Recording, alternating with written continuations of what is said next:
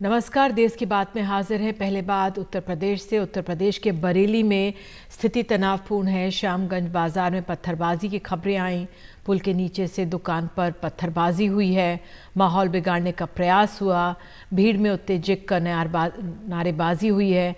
गौरतलब है कि इत्तेहादे मिल्लत काउंसिल के प्रमुख मौलाना तौकीर रज़ा गिरफ्तारी देने पहुंचे थे और तौकीर रज़ा ने ज्ञानवापी और हल्द्वानी को लेकर जेल भरो आंदोलन का आह्वान किया, ऐसा हमारे सहयोगी बता रहे हैं। उनके समर्थन में हज़ारों लोग बरेली की सड़कों पर उतर आए और बरेली में आज बड़ी संख्या में पुलिस वाले भी तैनात हैं और पूरे इलाके को बता दें छावनी की तरह तब्दील कर दिया गया है।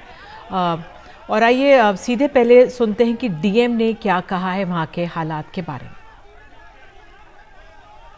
कुछ युवक लौट रहे थे तो कुछ लोगों ने पत्थर मार दिए हैं। मामूली चोट आई है। तुरंत हमारी सीएमओ साहब से बात हुई है कि उनको आवश्यकता अनुसार इलाज किया जाए और इसमें जो भी कानूनी कार्रवाई है हम सख्त कानूनी कार्रवाई करेंगे।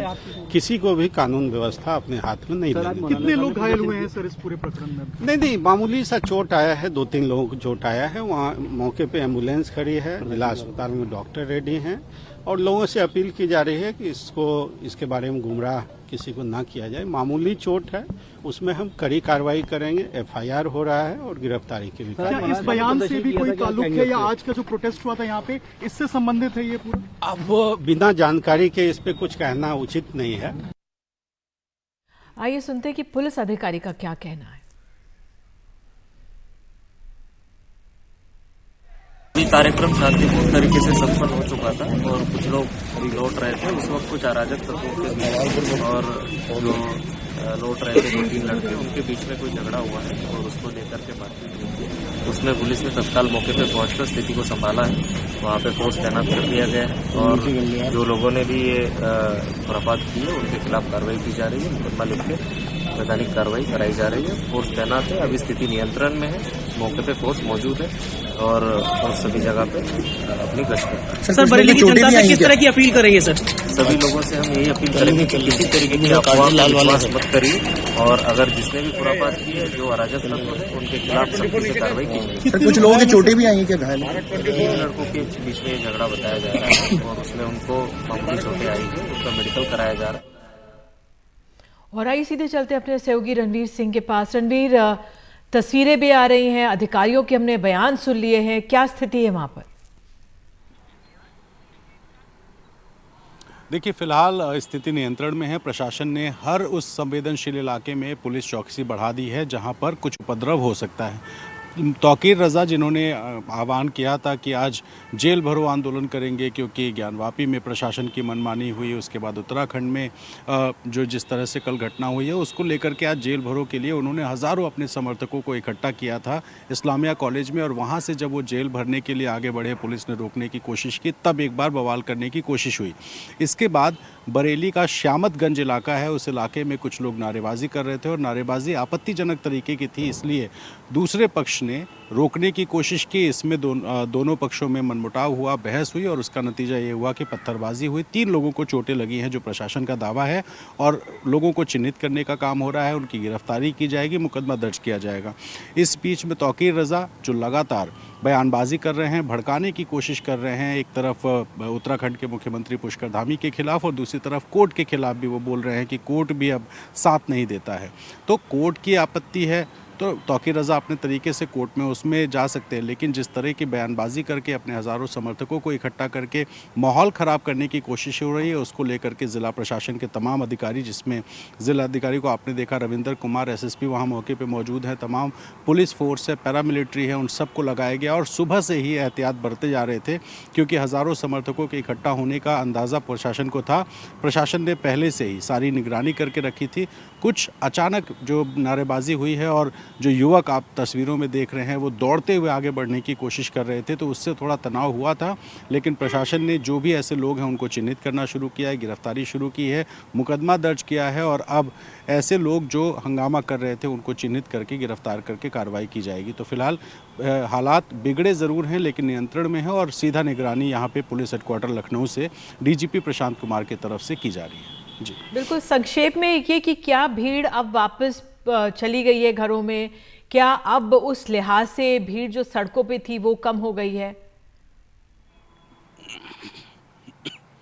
देखिए, आज शुक्रवार का दिन है, जुमे का नमाज था और जुमे की नमाज में किसी को मस्जिद जाने से नहीं रोका जाता है और प्रशासन ने भी कहा था कि हम किसी को मस्जिद जाने से नहीं रोकेंगे।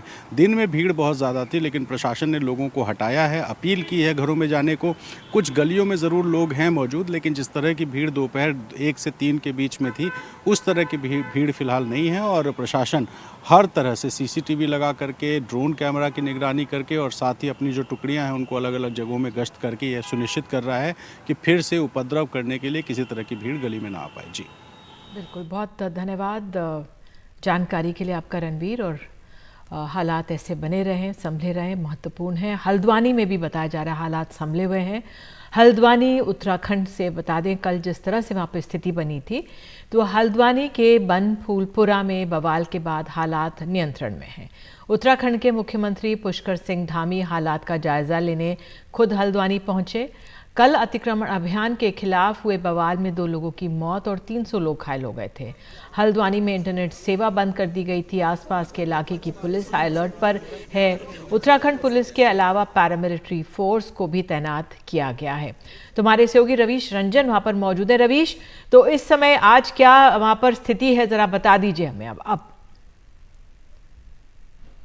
जी देखिए निधि, बिल्कुल अभी हल्द्वानी के बनफूलपुरा के उसी जगह पर मैं मौजूद हूँ जहाँ पर गुरुवार की शाम को एक यहाँ पर बलवा हुआ था। उपद्रवियों ने तमाम सारी जो गाड़ियाँ हैं, 70 से ज़्यादा गाड़ियों में तोड़फोड़ की थी और पुलिस और उपद्रवियों के बीच में एक जो है झड़प भी हुई और इस झड़प में कहा जा रहा है, जो आधिकारिक तौर पर बात सामने आई है, उसमें 2 लोगों की मौत हो चुकी है और 300 से ज़्यादा लोग घायल हैं। हालांकि प्रत्यक्षदर्शियों के मुताबिक जो मौत का आंकड़ा है वो बढ़ भी सकता है। आज खुद उत्तराखंड के जो CM हैं पुष्कर सिंह धामी, वो हल्द्वानी पहुंचे और जो घायल हैं, जो हॉस्पिटल में भर्ती हैं, उनसे उन्होंने मुलाकात की। पूरे सहायता का उन्होंने आश्वासन दिया। साथ में उन्होंने ये भी कहा कि जो भी बलवाई हैं, जो भी उपद्रवी हैं, उनकी पहचान की जा रही है और उनके ऊपर में सख्त से सख्त कार्रवाई होगी। लेकिन ये मैं आपको इलाका दिखाना चाहूँगा। ये जो इलाका है, यहाँ पर आम तौर पर निधि काफ़ी भीड़ रहती है।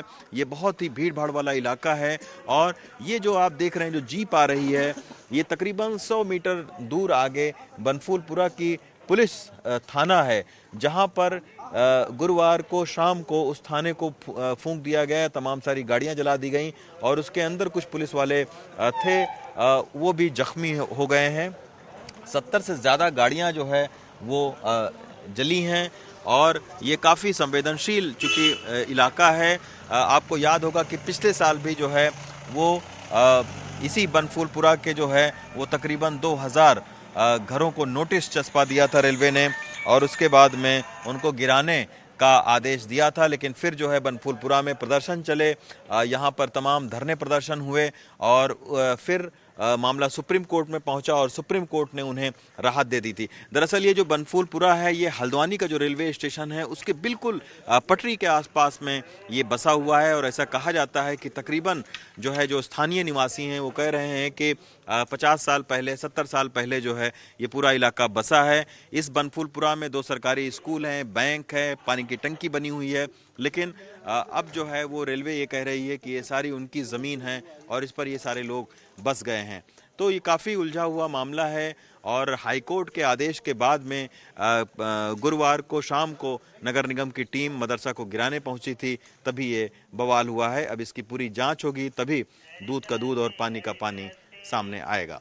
जानकारी के लिए धन्यवाद रवीश आपका। और यहाँ पर भी हालात संभले रहें और दुरुस्त हों, ये उम्मीद है जल्दी से जल्द।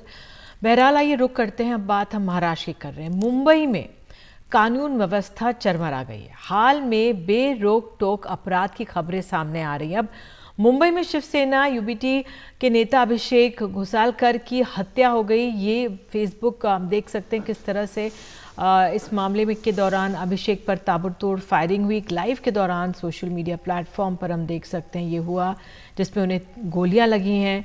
शिवसेना नेता को एक स्थानीय अस्पताल में भर्ती कराया गया था और उन्होंने दम तोड़ दिया। अभिषेक पर हमला करने के कुछ देर बाद हमलावर मॉरिस ने खुद भी सुसाइड कर लिया बताया गया। लेकिन फिलहाल और जानकारी के लिए सीधे अपने सहयोगी सुनील सिंह के पास चलते हैं। सुनील, कई अपराध की खबरें लगातार मुंबई से आ रही है, वो आऊंगी उस पर, लेकिन पहले आप इस मामले पे बताइए हुआ क्या, क्योंकि ये भी पढ़ा कि उद्धव ठाकरे भी गए थे पीड़ित परिवार के घर सांत्वना देने।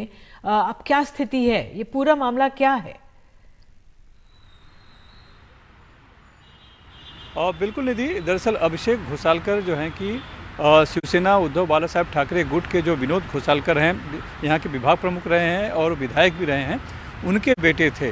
तो ऐसे वक्त में जबकि बहुत से लोग शिवसेना छोड़कर चले गए थे उद्धव ठाकरे का साथ, लेकिन ये परिवार उनका साथ नहीं छोड़ा था, तो लिहाजा इतनी बड़ी विपत्ति उनके ऊपर आई है तो घर पर मिलने आए थे, श्रद्धांजलि भी उन्होंने दी उनके पार्थिव देह को। दरअसल ये जो मामला है अभिषेक घोसालकर, ये वार्ड क्रमांक 1 जो बीएमसी का है, दहिसर और बोरीवली में आता है, उसके पूर्व नगर सेवक थे।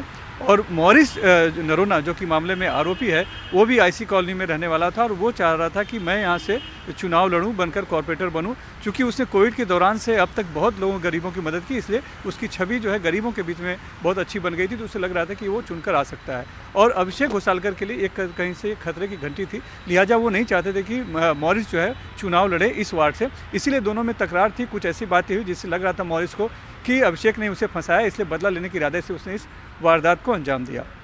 ये वारदात कैसे हुई, ये सभी ने फेसबुक लाइव पर हमने देखा। अब उस पूरे मामले की जांच हो रही है, तो जो बड़ा सवाल अभी आया था वो कि मॉरिस के पास जो उसे क्रिमिनल रिकॉर्ड है, तकरीबन 3 उसके खिलाफ मामले हैं। एक बलात्कार का मामला है, एक छेड़छाड़ का मामला है और एक जो है कि रॉबरी का भी बताया जा रहा है। तो उसके पास हथियार कैसे आया था, बंदूक कैसे आई थी, तो अब जो जांच में पता चला है कि मिश्रा नाम का उसका एक बॉडीगार्ड था जिसके पास लाइसेंसी हथियार था, लेकिन लाइसेंस मुंबई का नहीं था बल्कि फूलपुर का था। और मुंबई में आने के बाद उसकी एंट्री यहाँ करानी चाहिए थी, उसने एंट्री नहीं कराई थी और अपनी बंदूक उसने जो है कि मॉरिस को दे रखी थी, या ये कहें कि मॉरिस ने उसकी बंदूक अपने पास ले रखी थी। अब पुलिस उस बॉडीगार्ड से पूछताछ कर रही है और बाकी जानकारियाँ इकट्ठा कर रही है। इसके अलावा उसके और 2-3 साथी हैं जो कि इस पूरे अक्सर उसके साथ रहते हैं, तो उनकी भी भूमिका की जांच की जा रही है कि मॉरिस ने इस जो वारदात को अंजाम दिया तो अपने अकेले ही दिया या फिर उसने किसी का इसमें साथ लिया था, साजिश में कौन कौन शामिल है, इसकी भी जानकारी ली जा रही है। इतना साफ है कि इस पूरे मामले में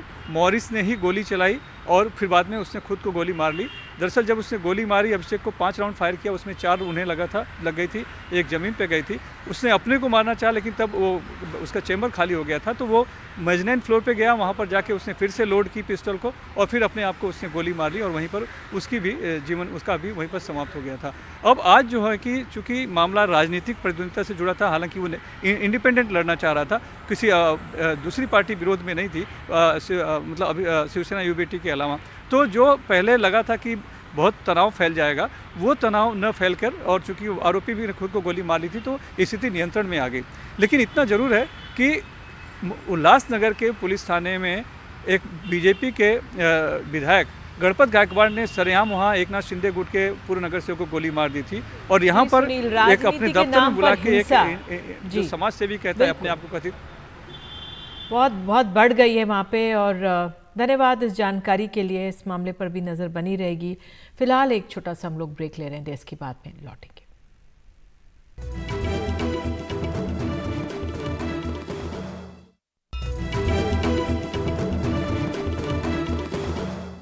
प्रधानमंत्री मोदी ने आज एक साथ 3 हस्तियों को देश के सबसे बड़े नागरिक सम्मान भारत रत्न सम्मान देने का ऐलान किया। पूर्व प्रधानमंत्री चौधरी चरण सिंह, पीवी नरसिम्हा राव और कृषि वैज्ञानिक डॉक्टर MS स्वामीनाथन को भारत रत्न देने की बात उन्होंने कही। अपने ट्वीट में प्रधानमंत्री ने सबके योगदान को सामने रखा है। प्रधानमंत्री ने कृषि वैज्ञानिक MS स्वामीनाथन के लिए कहा है कि कृषि और किसानों के कल्याण में डॉक्टर स्वामीनाथन का उल्लेखनीय योगदान रहा। उनकी बेटी डॉक्टर सौम्या स्वामीनाथन हमारे साथ हैं। बहुत बहुत धन्यवाद सौम्या जी जुड़ने के लिए। आपके लिए आज गर्व का लम्हा होगा, बहुत बधाई आपको। आपके पिता MS स्वामीनाथन हरित क्रांति के जनक माने जाते हैं, आज क्या भाव? बहुत खुशी हुई है हमें और बहुत आभारी भी हैं हम कि सरकार ने उनको पहचाना, उनके सर्विस को, उनकी मेहनत जो पूरी जिंदगी उन्होंने लगाई भारत के किसानों के लिए, भारत के कमजोर वर्गों के लिए, तो ये भारत रत्न उनको मिलना बहुत ही हमारे लिए एक खुशी की बात है। वैसे तो बहुत लम्हे होंगे, लेकिन कुछ यादगार लम्हे जो आप हमारे दर्शकों को बता सके, जिससे हमारे देश के बच्चे हैं वो भी जाने और सीखें। हाँ, तो ऐसे तो बहुत हैं, बट मुझे अपने बचपन का जरूर याद है कि जब वो हरित क्रांति का जो टाइम था, जिस समय वो हाई यील्डिंग सीड्स जो थे, बीज, वो आसपास के हरियाणा पंजाब के गांवों में किसानों के साथ मिलकर वो एक्सपेरिमेंट्स चल रहे थे, फील्ड ट्रायल्स चल रहे थे। तो हम छुट्टियों के दिन सैटरडे संडे उनके साथ कई बार जाते थे, और बच्चे होते हुए हमें तो बड़ा अच्छा लगता था कि खेतों में हम खेल रहे हैं, खेल रहे हैं, मजा आ रहा है हमें।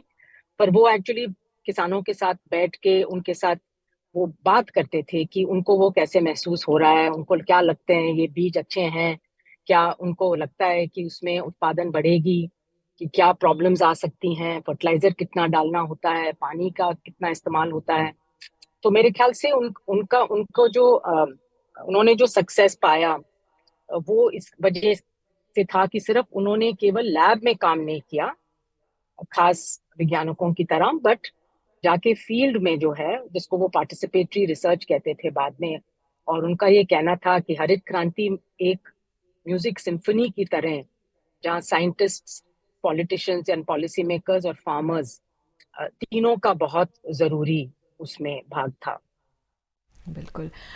खाद्य आपूर्ति में उनका योगदान तब भी महत्वपूर्ण था, और उनके द्वारा सौंपी गई जो रिपोर्ट है आज भी हमारे किसानों के लिए बहुत ज़रूरी है। ग्लोबल वार्मिंग के इस दौर में आपको लगता है एक बार फिर से कृषि और विज्ञान को मदद की ज़रूरत है, दोबारा पुनर्विचार की ज़रूरत है खाद्य आपूर्ति के लिए? बिल्कुल। तो इनफैक्ट जब हरित क्रांति हुई थी और काफी यील्ड बढ़ गया था, व्हीट और राइस ज्यादातर की, गेहूं और चावल का, उसी समय 1968 में ही मेरे पिताजी ने ये चेतावनी दी थी कि अगर हम इसी तरह से ज्यादा फर्टिलाइजर, पेस्टिसाइड और पानी का उपयोग करते हुए ये यील्ड्स को बढ़ाते जाएंगे, तो एक न एक दिन हमें प्रॉब्लम होगी, पानी की प्रॉब्लम होगी, सॉइल की प्रॉब्लम होगी, फर्टिलिटी और न्यूट्रिएंट्स कम हो जाएंगे। तो वही अब हो रहा है, और क्लाइमेट चेंज की भी उन्होंने उस समय बात की थी। तो उनको एक मतलब आगे फ्यूचर में देखने का, एक दृश्य देखने का उनके पास एक विजन था, और उन्होंने उसी समय वार्निंग भी करी थी कि पॉलिसी मेकिंग को भी टाइम पे टाइम बदलना चाहिए। एक ही पॉलिसी को लेके हम हमेशा के लिए आगे नहीं बढ़ सकते हैं। जैसे आपने कहा भी, क्लाइमेट चेंज बहुत मतलब अक्यूट स्टेज में हो रहा है, हम लोग देख रहे हैं चारों तरफ। पिछले साल 2023 शायद एक साल, पूरे साल में टेम्परेचर जो है वो 1.5 डिग्री से ऊपर, जो साइंटिस्ट ने वार्न किया था, वो टिपिंग पॉइंट उससे ज्यादा रहा है। तो अब जरूर हमें अब ये देखनी पड़ेगी कि सिर्फ ग्रीन रेवोल्यूशन, हरित क्रांति नहीं, बट एवर ग्रीन रेवोल्यूशन, जिसमें इकोनॉमिक और एनवायरमेंटल और सोशल तीनों को, सिक्योरिटी को देखा जाए। बहुत बहुत धन्यवाद हमारे साथ जुड़ने के लिए। तो बहुत महत्वपूर्ण है जिस तरह से एक सिम्फनी थी, सबके साथ मिलकर योगदान हुआ, तुम्हारे यहाँ हरित क्रांति आई। लेकिन डॉक्टर एम एस स्वामीनाथन ने चेतावनी भी दी थी कि किस तरह से हमारे कृषि के उत्पाद पर एक बार फिर से शायद अब तवज्जो देने की ज़रूरत है। बहरहाल आइए आगे बढ़ते हैं। चुनाव आने वाले हैं, और इस बार देश का भविष्य चुनने के लिए बड़ी संख्या में 18 साल और उसके ऊपर के नौजवान पहली बार अपना वोट डालेंगे। आप लोग क्या सोचते हैं? क्या हैं आपके मुद्दे और कौन सी बातें आपके लिए हैं सबसे अहम? हम जानना चाहते हैं, देश जानना चाहता है। आपका वोट, आपकी उम्मीदें, आपकी आवाज़ भेजिए अपने वीडियो ndtv.com/18 का वोट पर, और हम दिखाएंगे आपके मैसेजेस को एनडीटीवी पर।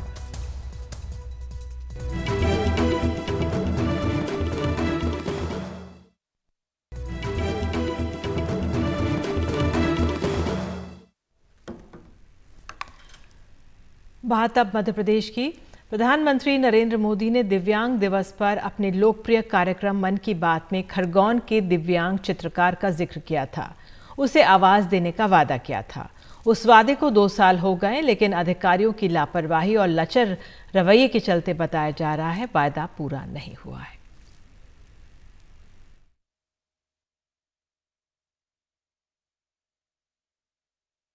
आयुष कूची उठाते हैं, सपनों में रंग भरते हैं। फर्क सिर्फ इतना है कि उनकी कूची हाथ नहीं पैर चलाते हैं।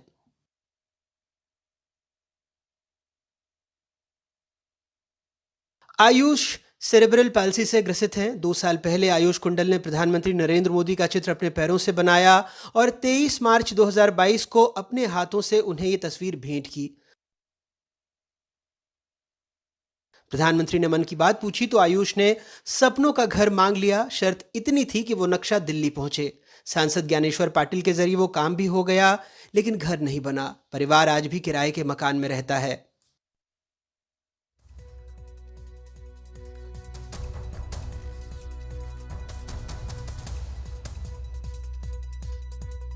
हमारे सांसद जी ने कलेक्टर साहब को लेटर भी लिख के दिया था कि भाई इसको आवास दिया जाए और जल्द से जल्द इसको मतलब मकान बना के दिया जाए।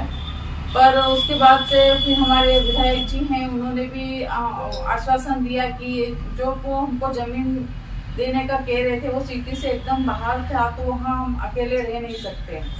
तो हमारे विधायक जी ने बोला था कि मैं ये मतलब मेरे उनकी एक कोई जमीन है, तो वहाँ पर वो अपनी कॉलोनी में एक प्लाट इसको बोले दे देंगे। देने की बात कर रहे हैं। कितना बड़ा प्लाट देने की बात की उन्होंने? 10-30 का प्लाट है वो, तो वो देने का उन्होंने इसको वादा किया है कि मैं वो प्लाट तुझे दे दूंगा। समझ में नहीं आता है कि सब नेता भी मिलते हैं, ये भी सभी लोग मिलते हैं, आश्वासन दे जाते हैं। सरकार कह रही है वायदा पूरा होगा। 2 साल पहले जो है मोदी जी ने, ये एक दिव्यांग था, इनका नाम है आयुष कुंडल, इनसे दिल्ली में मुलाकात करी थी और इन्हें आवास देने की बात की थी। ये खरगोन के बड़वा में रहते हैं। अभी तक सर इन्हें आवास नहीं मिला है। आपके विभाग में आते हैं। नहीं, कब कहा है ये? 2 साल पहले मोदी जी ने दिल्ली में कहा था, इनसे मुलाकात की थी। देखिए ये इन्होंने पेंटिंग भी भेंट की थी मोदी जी को, और मोदी जी ने इनसे कहा था कि हम आपको आवास देंगे। 2 साल हो चुके हैं। आयुष कुंडल नाम है इनका और खरगोन के बड़वा में रहते हैं। नहीं, इसकी मैं पूरी जानकारी निकलवाऊंगा। ये कहाँ रहते हैं? जी जी, इनका क्या नाम है, और इन्हें जो माननीय प्रधानमंत्री ने जो कहा है वो हम पूरा कराएंगे। कलेक्टर महोदय दौरे पे अभी आए थे पिछले दिनों, तो महोदय के द्वारा निर्देश दिया गया था कि आयुष पिता पीयूष जो दिव्यांग है, इनको प्रधानमंत्री महोदय के द्वारा जो आश्वासन दिया गया उसी के पालन में आवास प्रधानमंत्री आवास उपलब्ध कराया जाना है। इस हेतु इनसे संपर्क किया गया था। तो इनकी माताजी सरोजपति पीयूष व आयुष के द्वारा भंडारी ग्रीन कॉलोनी में इनके पास उपलब्ध प्लाट EWS का जो प्लाट है, उसके आधार पे इनके पात्रता होने से इनको प्रधानमंत्री आवास हेतु इनका नाम प्रस्तावित किया गया है। वैसे वायदा 1500 स्क्वायर फीट का था। फिलहाल हिस्से में सिर्फ इंतजार और आश्वासन आया है। खरगोन से कैमरा पर्सन विशाल कुमरावत और आशिक अली के साथ इजहार खान की रिपोर्ट, NDTV।